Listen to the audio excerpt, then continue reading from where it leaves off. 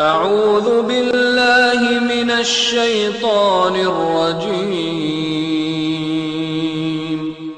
بسم اللہ الرحمن الرحیم۔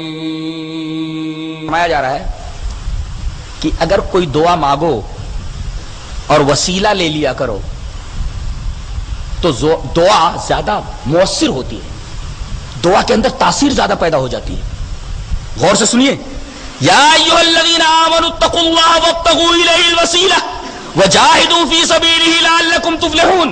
ترجمہ دیکھیے، اے ایمان والو اللہ تبارک و تعالیٰ سے ڈرو اور اللہ تک پہنچنے کے لیے وسیلہ تلاش کرو، وجاہدوا فی سبیلہ اور اس کے راستے میں جد و جہد کرو، تب تم کامیاب ہوگے، لعلکم تفلحون۔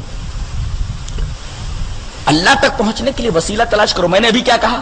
میں نے یہ کہا کہ آدمی جب کوئی دعا کرے اگر وسیلہ لے لے تو دعا کے اندر تاثیر زیادہ پیدا ہو جاتی ہے۔ وسیلہ جس دعا کے اندر لیا جائے وہ دعا بہت زیادہ مؤثر ہوتی ہے۔ اب سوال یہ ہے کہ یہ وسیلہ کیا ہے؟ مجمل ہے، کس چیز کا وسیلہ؟ اب جب واضح نہیں ہے تو اس کی وضاحت نبی کریں گے کہ وسیلہ کا کیا مطلب ہے۔ آدمی دعا کرے تو کن چیزوں کا وسیلہ لے؟ نبی کریم صلی اللہ علیہ وسلم نے فرمایا 3 چیزوں کا وسیلہ، اس کے علاوہ کسی اور چیز کا وسیلہ لینا جائز نہیں ہے دعا میں۔ ایک تو اللہ تبارک و تعالیٰ کے اسماء الحسنی کا وسیلہ، جیسے اے اللہ تو بہت غفار ہے میرے گناہوں کو بخش دے، اے اللہ تو بہت بڑا ستار ہے میرے گناہوں کو چھپا لے، اے اللہ تو ارحم الراحمین ہے میرے اوپر رحم فرما۔ تو اللہ تبارک و تعالیٰ کے اسماء الحسنی کے وسیلے سے دعا مانگنا، وسیلہ لے لو اللہ کے اسماء الحسنی میں سے کسی ایک اسم حسن کا۔ دوسرے، اپنے کسی عمل صالح کا وسیلہ۔ حدیث غار تو آپ کو یاد ہوگی، وہ 3 آدمی جو غار میں بارش سے بچنے کے لیے گھسے تھے اور ایک چٹان کے سڑک کر نیچے آ جانے کی وجہ سے غار کا منہ بند ہو گیا تھا۔ ان لوگوں نے دیکھا کہ یہ تو ہم لوگوں کی زندہ ہی قبر بن گئی ہے، اب اس سے نکلیں گے کیسے؟ اتنی بڑی چٹان کو ڈھکیل کر کے ہٹانا یہ تو ہم تینوں کے بس کی بات نہیں۔ اب اللہ تبارک و تعالیٰ کا رحم ہی ہوگا تب جا کر کے یہ چٹان ہٹے گی اور ہم نکل سکیں گے۔ ہر ایک نے دعا مانگی اور اپنی دعا کے اندر اپنے کسی اچھے عمل کا حوالہ دیا۔ وہ تو آپ کو معلوم ہے، ایک آدمی نے دعا کی، اس میں اپنے اچھے عمل کا حوالہ دیا۔ اس میں ایک بڑی پیاری بات ہے، وہ دعا کرتے ہوئے کہتا ہے اللہ تو جانتا ہی ہے کہ میں اپنے ماں باپ سے کتنا پیار کرتا تھا، کتنی محبت کرتا تھا، بکریاں چرا کر کے لاتا تھا، دودھ دوہتا تھا، پہلے اپنے ماں باپ کو پلا دیتا تھا، اس کے بعد اپنے بال بچوں کو دیتا تھا۔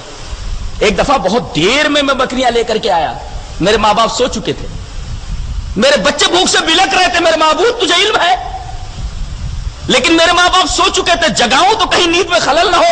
رات بھر میں ان کے بستر کے پاس کھڑا رہا کہ یہ اٹھے اور میں ان کو دودھ دے دوں۔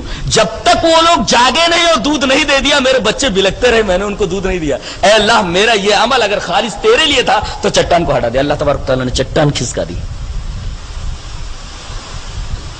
تو دعا کے اندر وسیلہ دعا کو مؤثر بناتی ہے، لیکن وسیلہ کس چیز کا لینا یہ رسول بتائیں گے۔ رسول نے کیا فرمایا کہ اللہ کے اسماء الحسنی کا وسیلہ یا اپنے کسی نیک عمل کا وسیلہ۔ جیسے آپ نے قرآن پڑھا، قرآن پڑھنے کے بعد کہ اللہ میں نے رات میں جاگ کر کے تیرا یہ کلام پڑھا ہے، اگر خالص یہ تیرے لیے میں نے کیا ہے تو اللہ تبارک تعالیٰ میرا فلاں کام بنا دے، مجھے یہ بیماری لاحق ہے، فلاں کو یہ بیماری لاحق ہے، اللہ تبارک تعالیٰ اس بیماری کو دور فرما دے۔ دعا کے اندر تاثیر پیدا ہو جاتی ہے۔ 2 رکعت نماز پڑھیں، اللہ تبارک و تعالیٰ سے مانگیں کہ اے اللہ اگر یہ 2 رکعت نماز جو میں نے تیرے لیے پڑھی ہے خالص تجھے خوش کرنے کے لیے میں نے کیا ہے تو اللہ تبارک تعالیٰ میرا فلاں کام پورا کر دے۔ پورا ہو جاتا ہے کام۔ جو کام کرنا وہ تو ہم کرتے نہیں، اللہ سے مانگنے کا ایک طریقہ ہے۔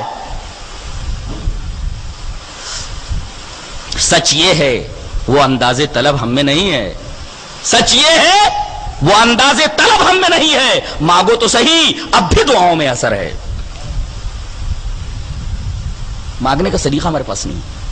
تو اللہ کے اسماء الحسنی کا وسیلہ، اپنے کسی نیک عمل کا وسیلہ، اور کسی زندہ بزرگ آدمی کی دعا کا وسیلہ۔ جیسے جب قحط پڑ جاتا تھا، بخاری کی روایت ہے کتاب الاستسقاء کی، جب قحط پڑتا تو حضرت عمر رضی اللہ تعالیٰ عنہ حضرت عباس جو نبی کریم صلی اللہ علیہ وسلم کے چچا محترم تھے ان کے پاس آتے اور کہتے چلو دعا کرو، تو حضرت عباس کے ساتھ سب دعا کرتے اور پھر اللہ تبارک تعالیٰ پانی برساتا تھا۔ دیکھو کسی بزرگ نیک آدمی کی دعا کا وسیلہ میرے لیے دعا فرما دیجئے۔ وسیلے کی یہ صرف 3 قسمیں بیان کی گئی، وسیلے کی چوتھی کوئی قسم نہیں ہے۔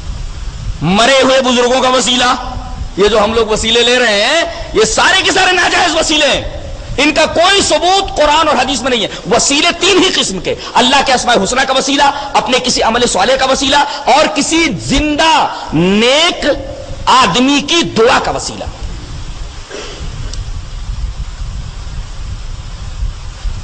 وجاہدوا فی سبیلہ کہا گیا، جد و جہد کرو اللہ کی راہ میں۔ کیا مطلب ہے اس کا؟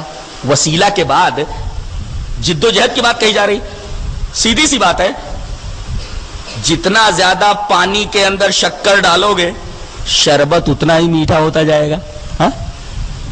تو جتنا زیادہ تم وسیلہ لوگے، جتنے زیادہ اچھے اعمال کرو گے، جتنا اللہ تبارک و تعالیٰ کے اسماء الحسنی کا وسیلہ لوگے، جیسے پانی میں جتنا شکر ڈالو گے، کہتے جتنا گڑ ڈالو گے اتنا میٹھا ہوگا، ہاں؟ ایسے ہی جتنا اچھا عمل کرو گے اتنی ہی زیادہ تمہاری دعا قبول ہوگی۔ اچھے اعمال کرو، ان اعمال کے حوالے دے کر کے اللہ تبارک و تعالیٰ سے دعا کرو، اللہ تبارک و تعالیٰ تمہاری دعائیں سنے گا، قبول کرے گا۔ وہ سنتا ہے سب کی دعا، کر تو دیکھو تم اپنے نصیب آزما کر تو دیکھو۔ وہ سنتا ہے سب کی دعا۔